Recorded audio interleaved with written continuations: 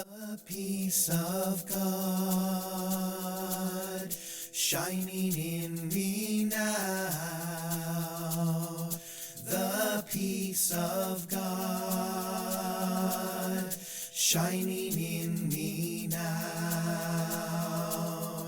The peace of God shining in me now. The peace of God is shining in me now. The peace of God shining in me now. The peace of God shining in me now. The peace of God shining in me. The peace of God shining in me now. The peace of God. Welcome to our Friday morning Course in Miracles group. I'm so happy to be here. We just got back from Las Vegas. Yay. Sin City. What happens in Vegas stays in Vegas, right? Wrong again. I was just telling Nancy and Georgina that Tony Ponticello stripped down completely to his underwear for our Sunday service to heal all body identity issues that any of you might have. He kept his underwear on, and I was praying with all my heart that the underwear stayed on. So my prayers were answered, and it was very funny because I thought he was just getting hot. He was like, "It's hot in here. I'll take my jacket off," and then I yell with 500 people, "Take off your tie!" So he takes off his tie, which I thought was shocking because Tony's really formal, and I was like, "Oh, good, he's getting comfortable." And then people around me started pulling out dollar bills because he was comparing himself to a Chippendale. And he said, there's no difference between me and those Chippendale dancers. And of course, I'm like, maybe a little. And so everyone's pulling the dollar bills out, and I start pulling my dollar bills out. And next thing I know, the whole row is somehow pushing me to run to the front of the stage and give them to him. So that's what I did. And everyone's clapping. And no, his pants were not off yet. And then his pants, then he took his shirt off, then he took his pants. He took his shoes off and his socks off first. And then I think his shirt next and the pants next. I'm like, oh no. And then his minister, I don't know if you guys know Reverend Roxy, if you were there in New York last year, but she shows up on stage in a dominatrix outfit, pure leather little dress that came to here and a whip. And Tony starts talking back to her. And so she says, as punishment, 10 push-ups. And he's like, what? 20 push-ups? What? 30 push-ups. You want to keep going, young man? And so he does 30 push-ups on the stage in front of everyone. It was quite impressive, I have to say. And then he brought on the unauthorized Rolling Stones for our Sunday service. So basically what he was doing was really getting rid of the idea that we're spiritual. Just getting rid of that entire idea. So, welcome live streamers. I have been asked to do a special shout out to Diane. Is that Diane Crosser? Nope, Diane O'Brien. Oh, Diane, she's in Florida now. Yep, it's Fava, Kath, Judy. Diane Crosser, we miss you here. Come back. And I want to tell you all that Judy Morton is going to be here next week. Judy. Very exciting. So, I'll open with any announcements. What do we got? No announcements. And if we have announcements, we'll save them to the end. 40 days starting May 1st. 40 days starts May 1st, everybody. Yes? Sunday is Michael Murdat. Yes? Oh, right. Michael Murdat in the house. Miracles and unveiling his brand new book called The Heart of Oh, great. Yep, so Michael Murdad's going to be in the house here at Unity on the River this coming Sunday, and he always stays for the whole week. He's an amazing Course in Miracles teacher. He's a spiritual leader out at Unity of Sedona. And he kind of has made this his second home. And just for those of you who've never seen him or have seen him, come on Sunday. And then I think he does a Tuesday night and a Wednesday night workshop. Mm-hmm. Yeah. Yeah, there's outside the door here, there's all the flyers. So I'd like to open with prayer, and I'd like to ask who would like to open in prayer. Would you like to open in prayer, Georgina? Okay.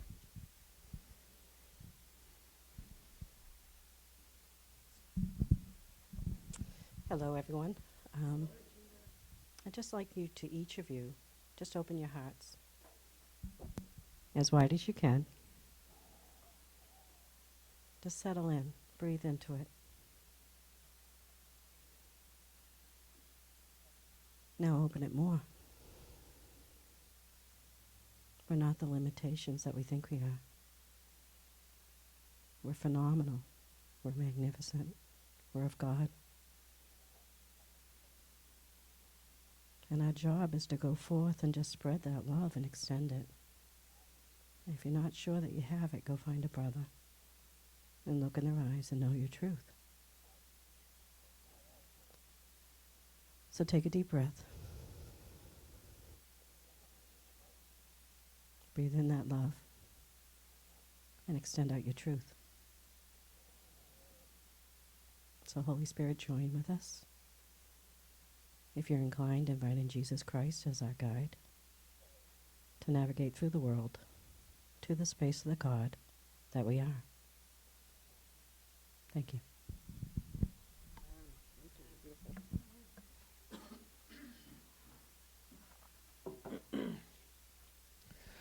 With Jesus Christ as our guide.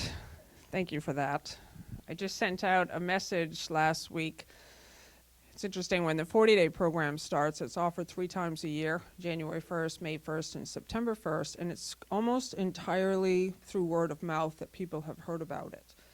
And the people who have taken it are always so grateful to have heard about it, and they heard about it from a friend or a family member, but what ends up happening is many people have this great experience, but then they don't want to tell their friends or family because it's sort of going to out them in the spiritual world, you know, like you have a love of God or a love of Jesus, and I think that's part of it. You know, I think all of us go through that phase where you kind of keep your spiritual light private.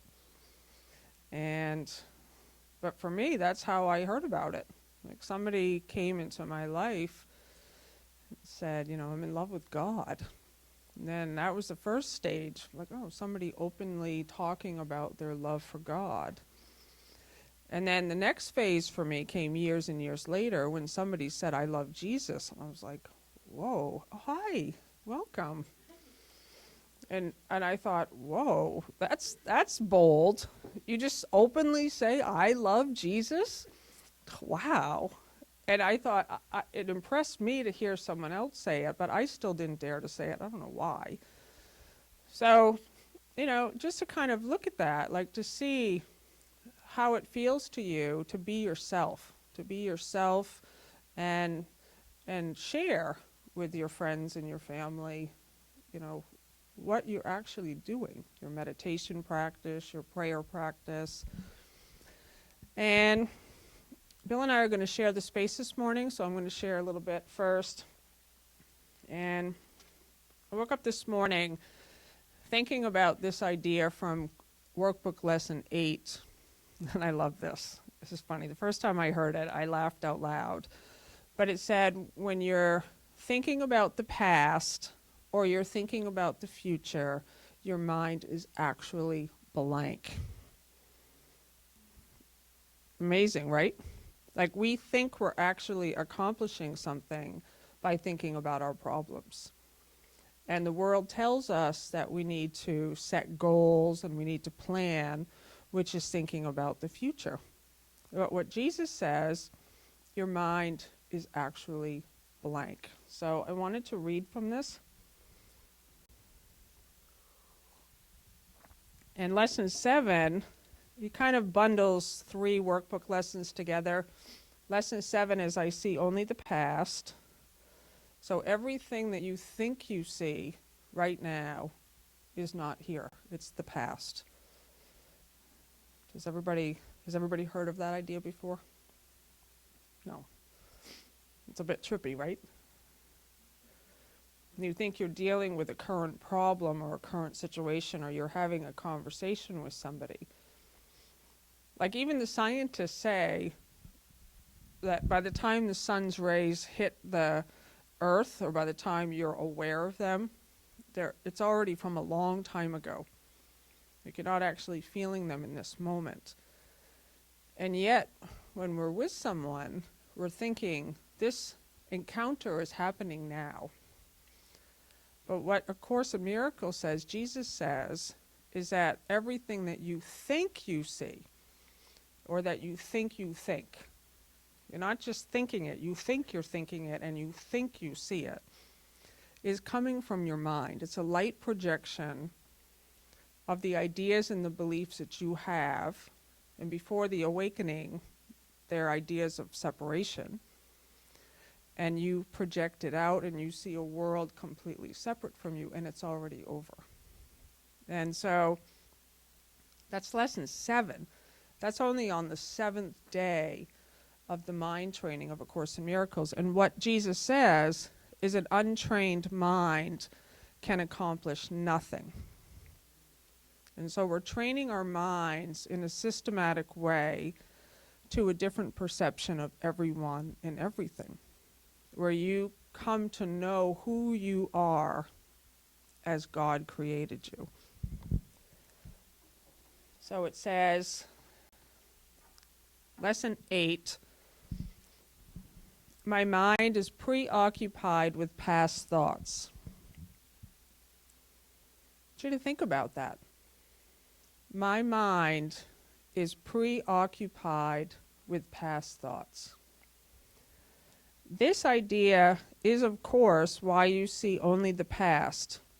No one really sees anything. He sees only his thoughts projected outward. And see, when I started to know this and really play with that idea, I started to get excited. Because, see, before, I just thought things are happening to me and there's nothing I can do about them. But once you open up your mind to the possibility that everything that you see is coming from your mind, it's like, it becomes fun. You think, I'm looking at my own thought right now. This is my thought. This is my thought. You are my thought. This is my thought. Like there's nothing separate anymore. And so the mind's preoccupation with the past is the cause of the misperception about time from which your seeing suffers. Your mind cannot grasp the present, which is the only time there is. It therefore cannot understand time and cannot, in fact, understand anything. And that sentence used to piss me off because I was an A student and understood everything. And to be told I don't understand anything made me very upset. But you keep an open mind. You just think, okay, I'm going to keep an open mind about this. Maybe I don't know anything. Like I'm willing to be wrong. The one wholly true thought one can hold about the past is that it is not here. But what he's saying is that the past, as we think it, is not what's from before this moment. He's saying whatever is in front of you in this moment is the past. This is the past. To think about it at all is therefore to think about illusions. Very few have realized what is actually entailed in picturing the past or anticipating the future. The mind is actually blank when it does this, because it is not really thinking about anything. The purpose of the exercises for today is to begin to train your mind to recognize when it is not really thinking at all. That's A Course in Miracles. We're training our mind in a systematic way to become aware of the thoughts that you're thinking. That's it. And once you start to do that, there's a light that's present that starts to dissolve the illusions. So this is just the starting point. While thoughtless ideas preoccupy your mind, the truth is blocked. I love that. So the light's always here. But while we're thinking about the things that we think we see and that we think, the truth can't get in. Recognizing that your mind has been merely blank rather than believing that it is filled with real ideas is the first step to opening the way to vision. So I just want us to do this exercise together. So the exercises for today should be done with eyes closed. This is because you actually cannot see anything, and it is easier to recognize that no matter how vividly you may picture a thought, you are not seeing anything. With as little investment as possible, so if everyone can close your eyes. With as little investment as possible, search your mind for the usual minute or so, merely noting the thoughts you find there.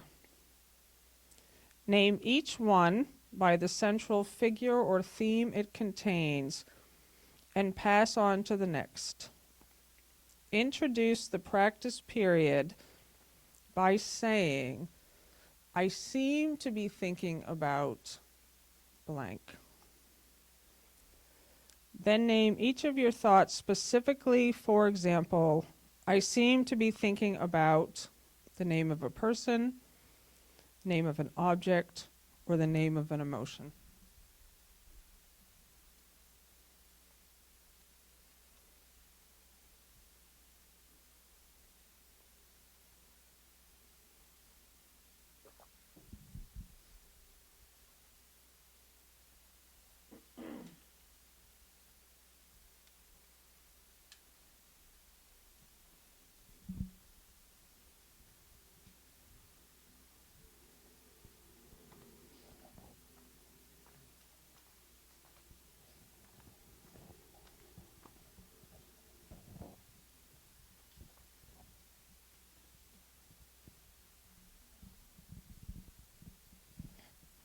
And now concluding the end of the mind-searching period with this.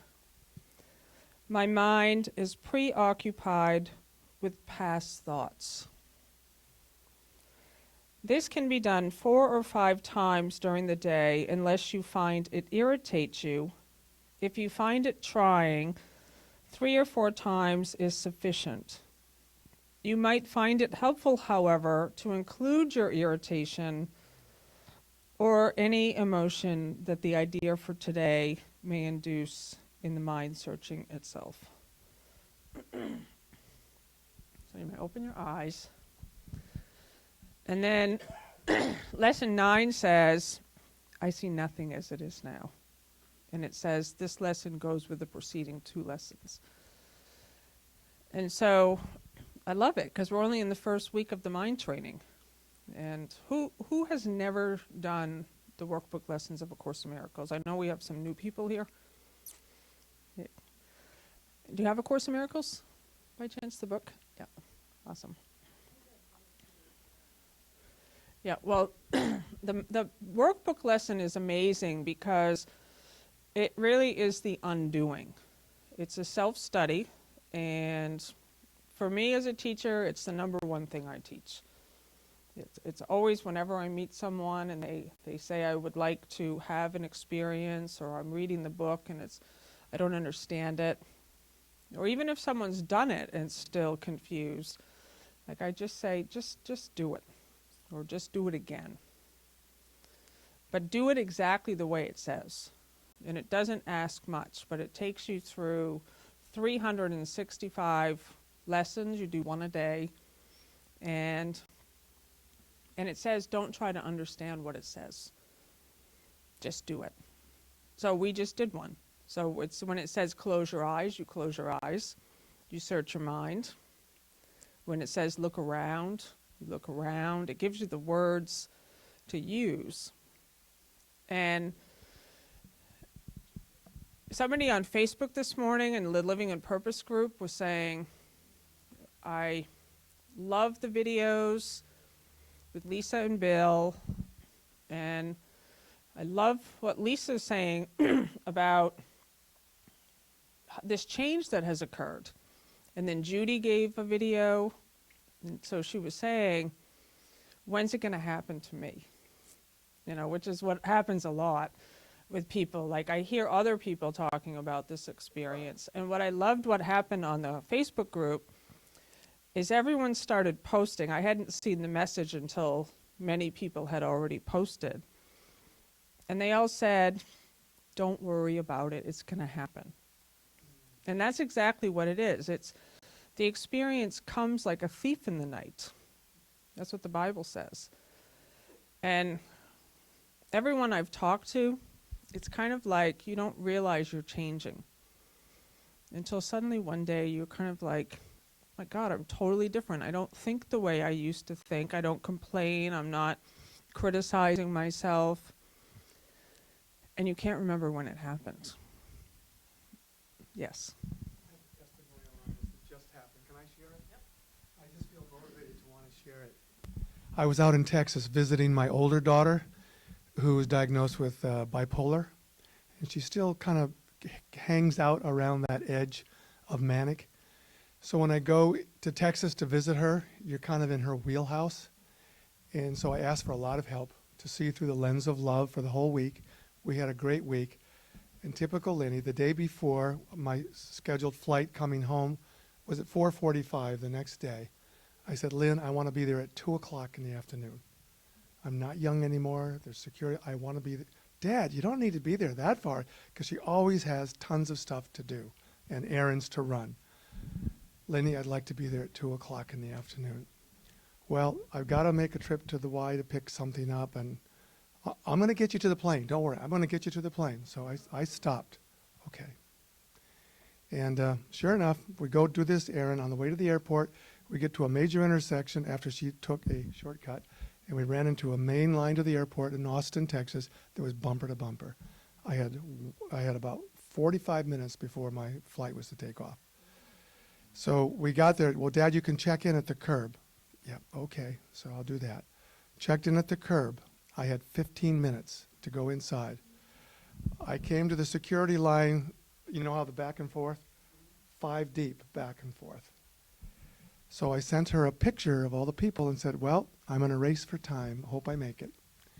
And then she types back, oh, you'll make it. And meanwhile, I'm panicking. So I just barely get through security. I didn't even tie my shoelaces. I'm running down, and I hear my name called for people who are wondering, because they're just about ready to close the gate. I get there. And I texted my daughter, Lynn, I made it. Never again, capital F's.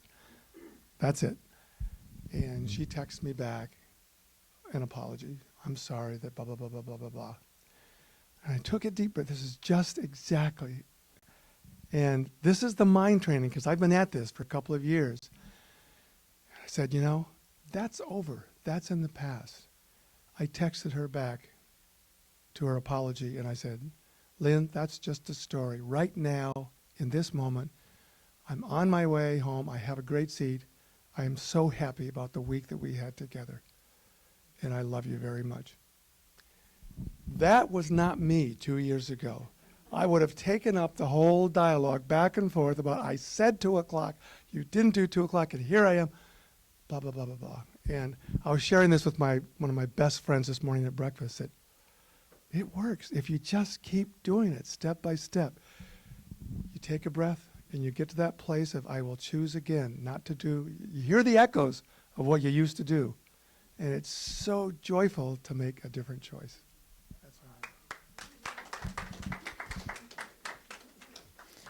And it's exactly like that. And what I love too is that if you're sitting in this room, you've already started the journey. And I know that about everyone, because we're all going to take this journey. And then what Jesus says is, you determine the time that it takes for you. And we have been given support. Like, we're very lucky to have this group. You know, and then there's this awesome morning group, you know, Georgina and Nancy and just everyone who meets in the morning. And more people, this is why we wanted to start the Teachers of God Foundation, is that it would be a place where people could meet others and walk together on the journey.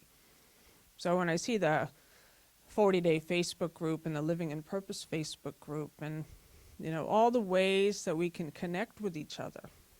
And, you know, I don't know how it is for anyone else, but I walked the spiritual path for at least 10 years by myself. And it's amazing. I mean, you can do that, but it's something else when you start to meet your playmates. That's what this is. We're children of God, and what I've found with everyone who comes to all the groups, we're all children at heart. Nobody wants to sit around being spiritual and talking intellectual concepts. We want to play. And, you know, I travel the world, and people find out, they know about this group because we're live stream, and they think, my God, I don't have a group like this. I'm always like, start one. Hey, you, start one. Wherever you are, start one. Because that's how it begins. It begins with like one decision to say, okay, I'm just going to put the word out there that I'm going to meet at such and such a time, and don't worry about the outcome.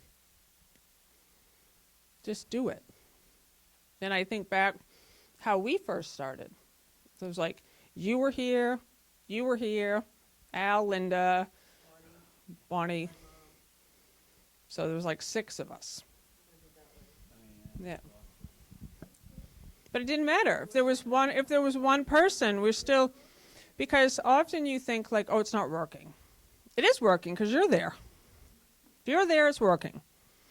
And then you just keep, like Monica, I love that you're doing all these workshops, you know, it's just like totally bold and awesome. She just books spaces in Maine and New Hampshire and sends a flyer out. You have any upcoming things? Yes, Saturday. When is it? Saturday. Oh, awesome. That's in, so she's in Scarborough, Maine this coming Saturday, 1 to 4.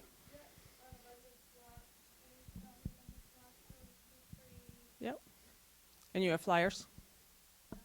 Yeah. Well, just keep in mind that this is what we want this group to be. We want it to be a place where you have the support and the inspiration and the encouragement to step forth as you're carrying this light out into the world. Let me maybe clear up that they don't even have to have somebody they don't have to get up and teach the way that you do to start Mhm. groups. It'd be much less formal. Mhm. And there's a blog on our homepage if you want to tell them. Yeah, so Linda's saying that you don't have to formally teach like this either. And more people are doing phone conferences that they can reach people wherever they are, Skype groups, just getting together and chatting, having a prayer partner, and Living in Purpose. We just started prayer partners. And because these ideas can be trippy when you first hear them, right? And to meet other people who are walking the talk and living in this way and having a dedication to see things differently is amazing. And Bill and I were talking last night about that line in the Course, whoever's the saner of the two can remind the other of the truth. I won't say the conversation we were having or which one of us was the saner, because in that moment you can never tell who's the saner sometimes. But the second that the idea came into the room, the conversation was over. It was like you begin to really see when you're not remembering who you are, and it's amazing to have someone there. So in the next few minutes, I just want to open it up for anyone to share on, I'd like to keep it on this topic, like how it is for you to really become mindful of when you're thinking about a problem or the past or planning the future, and like what you do when you catch it. How long does it take you to catch it? Or any other comments that you have? I know someone has something to say. No one? Well, I think it's easiest to catch a thought like that when you know it's hurting yourself. At least for me. You need to let her use the mic. Well, I don't have that much to say. I just wanted to say that for me, it's easiest to catch a thought like that when I realize the thought is hurting myself or hurting someone else because I'm projecting the thought onto them. It's like I ask myself, do I want to hurt myself with this thought? Do I want to hurt someone else with this thought? Because I do think our thoughts are interconnected. We're all like strings of golden light connected, and our thoughts can be felt by others. Yeah, that's beautiful. Thank you. Oh. Okay. Like this morning, I was I journal every morning. I do the Artist's Way. Some of you guys have heard of the Julia Cameron. And I've been doing the Artist's Way morning pages since my 20s, I think. And basically the idea of it is you write out in a pen. Don't do it on the computer. 3 longhand pages of whatever. You just go. And the idea of it is that you don't censor, and when you commit to the 3 longhand pages without the censoring, at a certain point something else sort of slips in through your hands. It's like your mind's open now, and I've liked that. Like, I haven't been totally consistent over the years. Sometimes I go for 6 months and I don't do them, and then I get back onto it again. But this morning I was thinking how much of what's in there is commentary of stuff that's already happened. And then there is things that do slip through, for sure. But I started to think, can I just stop doing that? Can I stop with the commentary? Of like, just got back from Vegas, and this happened, and this person said this, and why am I writing that? That's what I started thinking. And I started thinking about Helen Schuckman and how when she received this message, it was a pure message. Her mind was open. She wasn't writing down things that were happening, at the Columbia University, or Jesus was able to, it was like he would tell her stuff that was going on. He would begin to say, that issue that you had with, and he'd say a specific woman, and then he would say, you weren't very kind, or you weren't very this, or you need to see them differently. And I was really just, and that's what brought me to lesson 8 this morning, because I'm remembering it for myself. So I thank you for sharing in this moment with me, because I feel like in every moment we're moving into a new space, always. It's always like a new opening. And to really just be in this moment, present with the mind open.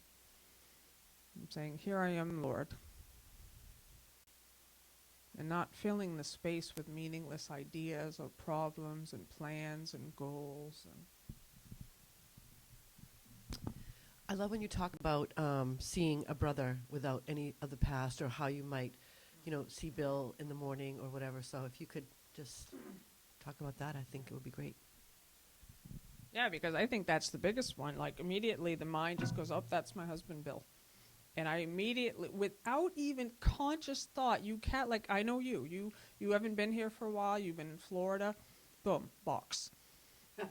That's true, though. Like, it's like, and then I've never seen you before, Lynn. So, boom, box. I've seen you a couple times. Box. Box, box, box, box, box. And then it's like, oh, I know you're going to do that because that's what you always do. Box. Can I let go of the box?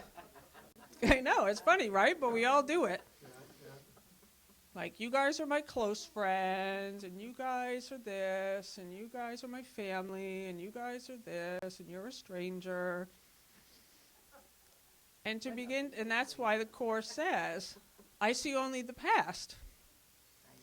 I've categorized everybody into boxes, and we're both prisoners of the boxes now. But to train your mind in a systematic way to allow yourself to be pure spirit with no story, and releasing your brother's story. So I've used that with Bill before. Like, to wake up in the morning and not know this guy except as the love of God that he is. And then it's exciting. Then it's like, okay, wow, hey, good to see you. Wow.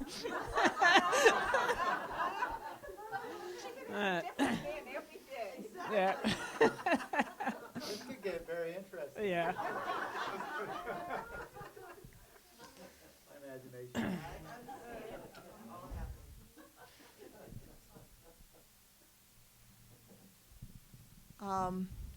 The thing that, when you started talking about Julia Cameron and writing, I write every day too, usually in the morning and before I go to bed.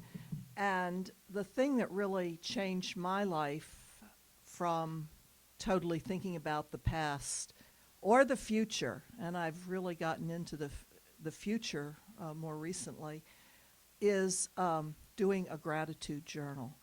And so when I start writing, because immediately my ego just goes, damn, this happened, that happened, yada yada. And so I've been doing it for 5, 6, I don't know how many years now, and I can switch, on a dime now, which is really great, to going to what am I grateful for, what. Oh, right, my holiness is the answer. That's it.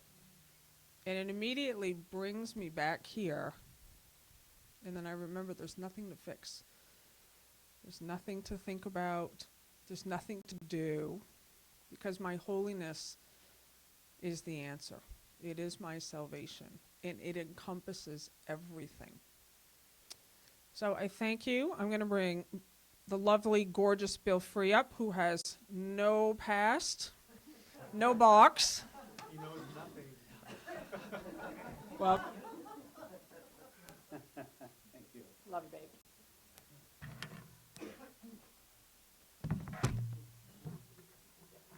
Cheers. They help me to begin to notice, this chair does not mean anything. It's really, the practice is not so much training me that this doesn't mean anything. It's really practicing to help me to notice what I'm noticing. To notice that the mind is really running the show, and the mind thinks it's a person, and those ideas need to be noticed and they need to be seen, so that we can step into the experience that we're not this, we're not the person, we're not the body.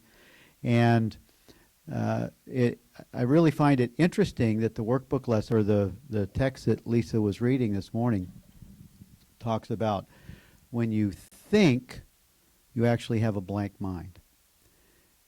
when you think, you have a blank mind. And that's a very tricky kind of a idea, because it's understood that, okay, when I'm thinking, which means when I'm speaking, nothing's really happening. Like, nothing's happening. These words are coming out. This is not. This is like nothing. And what does that mean? What does that mean? Well, the Course has, I keep coming to this, like last week, or the last time I talked, I'm stuck, you guys. I'm stuck in a good way. I'm stuck on these words, I am as God created me. I'm stuck right there. I am the self. I'm stuck right there, and I love being stuck there because that's everything. And it's not no mind, it's big M mind. The big M mind of God is the place where we notice from.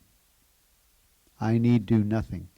Have you looked at that section in the Course lately that says I need do nothing? It's an amazing section, and I'm just going to share a couple of comments, a couple of paragraphs from it, because I think it's the most important. There's probably 100 most important ideas in the Course.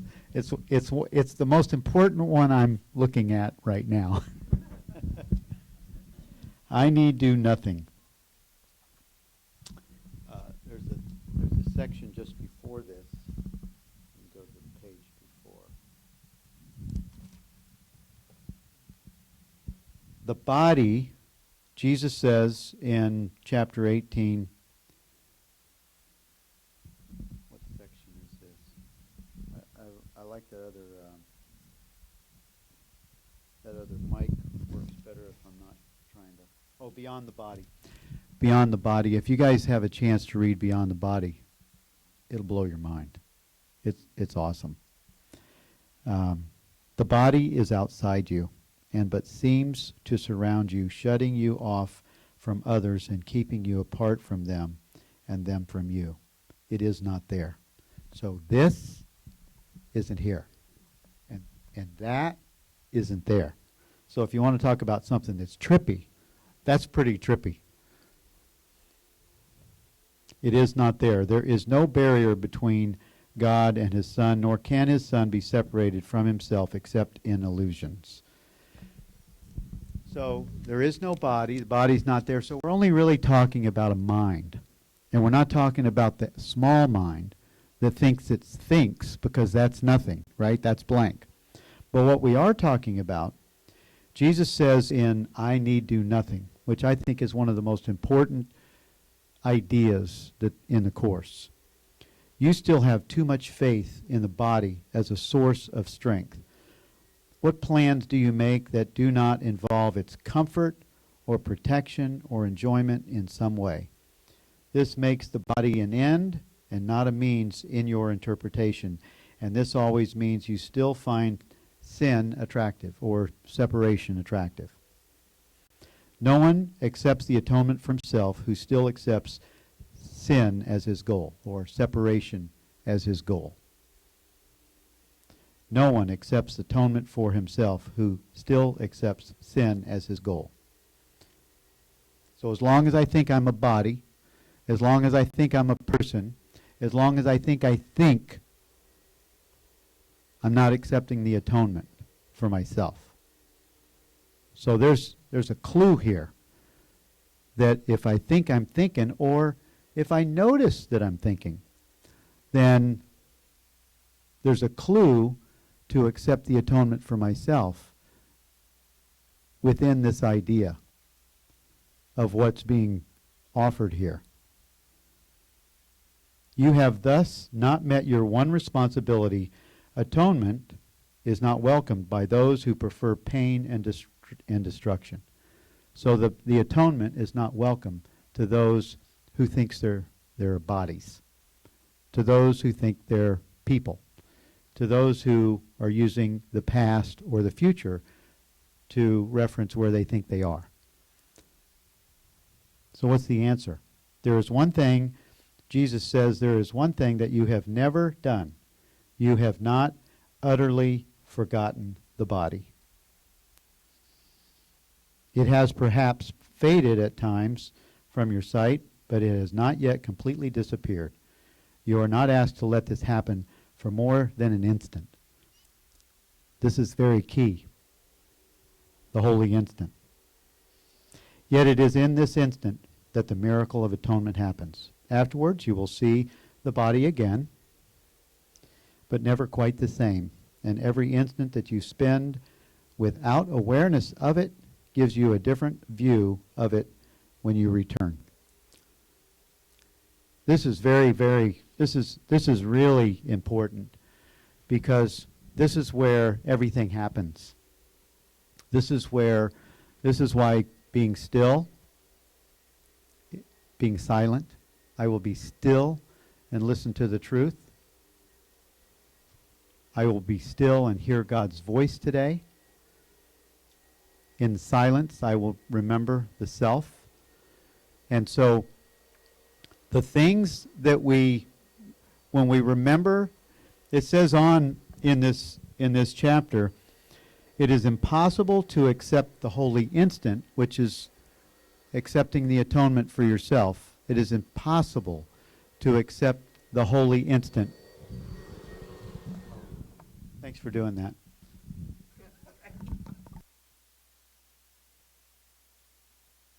Are you guys on the live streaming and enjoying the vacuum sound? Well, we just have to accept everything as it is, right? So this is really key. So,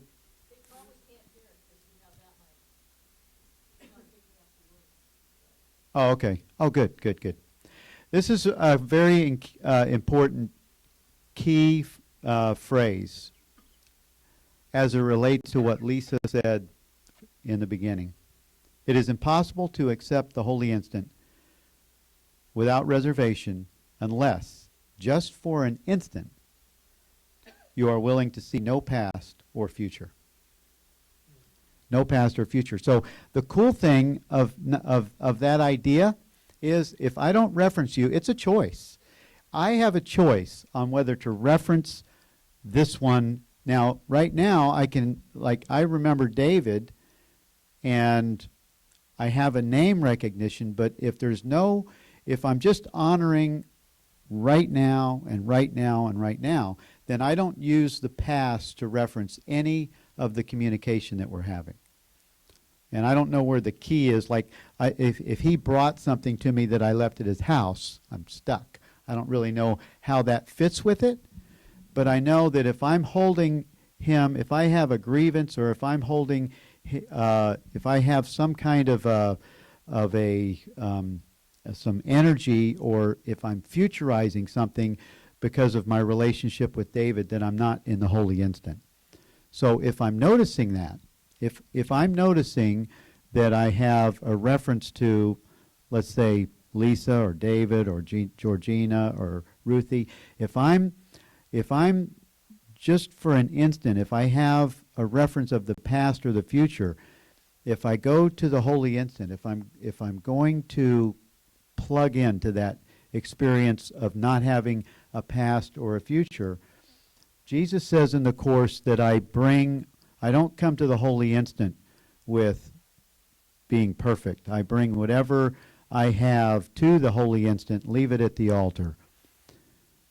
And then in that holy instant, everything is resolved. I'm plugged into the eternal right there. There's no past or there's no future. And the only way that I know how to get there is to just be quiet. And in the mind training, we notice what we're noticing. We just notice.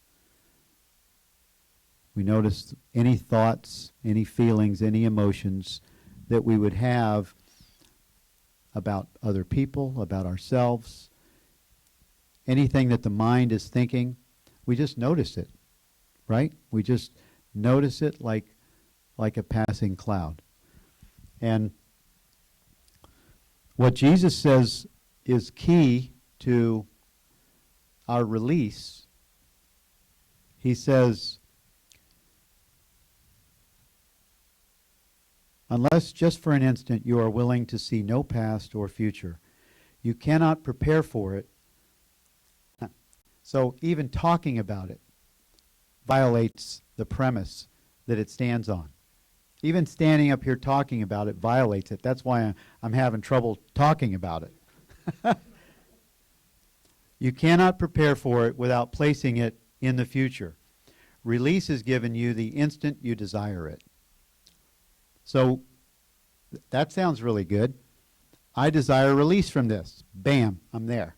So I'm talking about it, but I'm talking about it as a practice that you'll probably have by yourself on your own. Many have spent a lifetime in preparation and have indeed achieved their instance of success. It's talking about meditation. This course does not attempt to teach more than they have learned in time, but it does aim at saving time. You may be attempting to follow a very long road to a goal you have accepted. It is extremely difficult to reach atonement by fighting against sin. Enormous effort is expended in an attempt to make holy what is hated and despised. Nor is a lifetime of contemplation and long periods of meditation aimed at detachment from the body necessary. All such attempts will ultimately succeed because of their purpose, yet the means are tedious and very time-consuming. For all of them look to the future for release from a state of present unworthiness and inadequacy.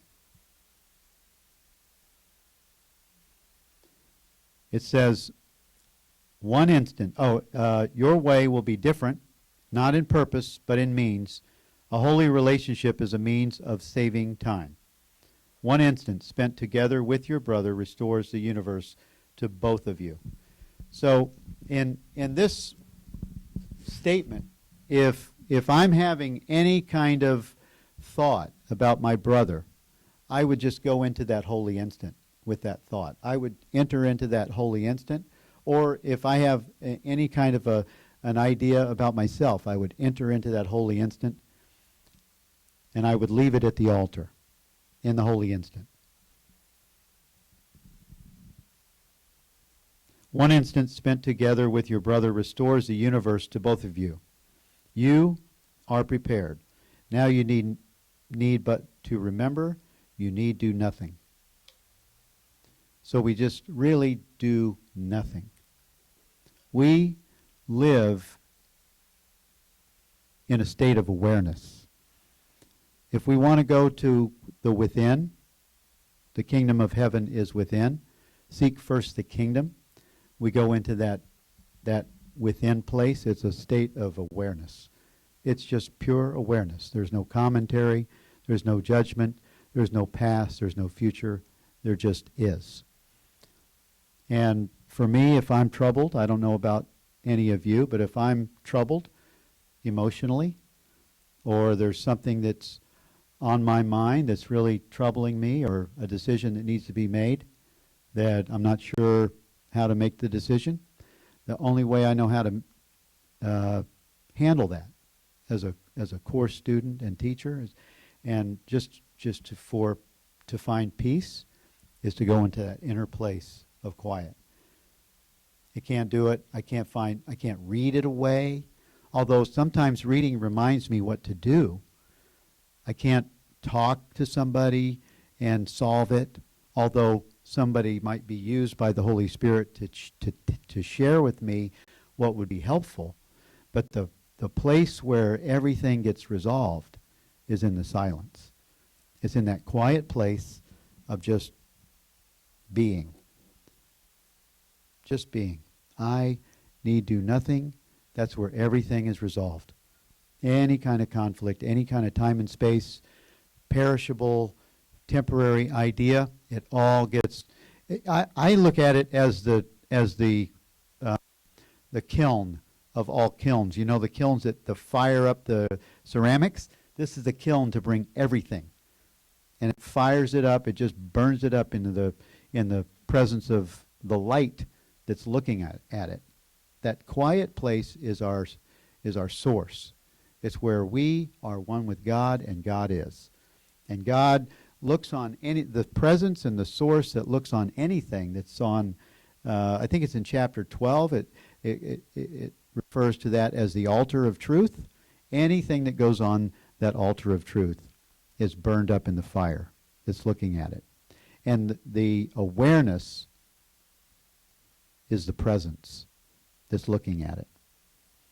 It says, when peace comes at last to those who wrestle with temptation and fight against the giving into sin, when the light comes at last into the mind given to contemplation, or when the goal is finally achieved by anyone, it always comes with just one happy realization: I need do nothing. I need do nothing doesn't mean you don't do anything. It means when you're in a space of being in the world, when you're in a space of movement, if you want to quiet the mind and you want to find the peace of God and you want to have the clarity comes in that tells you, that moves you actually, what to do next, that quiet place reveals everything. And in my experience, if I have choices, I put all the choices on the altar. I've got this choice, I want to do that, I want to do that, I'm thinking about this, I'm thinking about that. I put all the choices, I put all the ideas, all the thoughts, all the possibilities, the things I don't like about it, things I do like about it. If anything that's in duality, anything that the mind thinks, I put that on the altar and I leave it there. And I think I was saying this a few weeks ago. When I leave it there, I don't touch it again. And then, all of a sudden, somebody will be talking to me. Bam, the idea will come exactly what needs to be decided on. Or all of a sudden, I'll just start noticing that Bill has made a decision and he's making a phone call. And, well, that just happened. He just made that decision. But it's because I put it on the altar and I didn't give it to the lower mind, the mind that thinks it thinks. Because if you give it to the mind of source, if you put it on the altar of truth, if you bring it to the holy instant and then don't pre-decide or predetermine what you're going to do with it, now you're leaving it up to the Holy Spirit. Now you're leaving it up to your higher self guide. But you're not doing it with the mind. It's an intuitive knowing that walks away from the altar. Are we about out of time? We are. Okay. Thank you, live streamers, for joining us today. We love you, we bless you, and we thank God for you, and we'll see you next week. The peace of God shining in me now. The peace of God shining in me now. The peace of God shining in me now. The peace of God is shining in the peace of God shining in me now. The peace of God shining in me